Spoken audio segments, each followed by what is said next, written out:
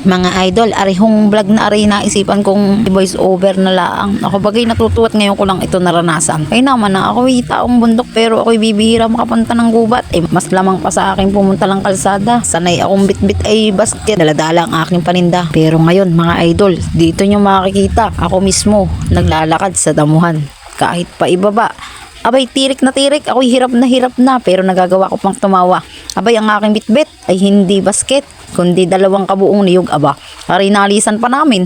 Hindi ko nga alam paano ari nakuha. Ari at habang kami naglalakad ay nakakita kami ng pako. Di ari aking pinagpuputol at nang siguradong pag uwi ko ako'y may pang-ulam. Kainaman na. Abay, nakakatuwa naman at ang pagkadami, ang pagkalalaki ng pakong aray ay itlog lang ang katapat ay katalo na. May ulam na ako pag uwi namin. Abay, hindi na mamumura. Kainaman na. Pagka gana rin ako'y pinapayagan sa gana ring mga layasan, abay, ako'y nag-e-enjoy kahit ako'y nahihirapan. Siya nga.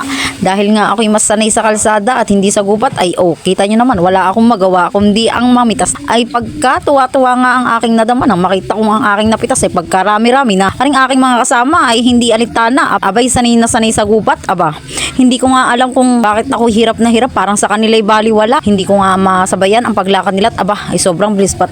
Nakakangiti pa kahit hirap na. Abay, syempre ako ang nagdala. Ako ang kasama kaya sila'y masaya. Kaya naman, di ba? Ay totoo nga kahit di mapanood nyo pa. Ako naman talaga ang nagpapasaya sa inyo kahit ang buhay nyo sobrang lungkot na. O di ba nga idol, kapag ako'y napanood mo, parang ang problema may biglang nawawala. Char.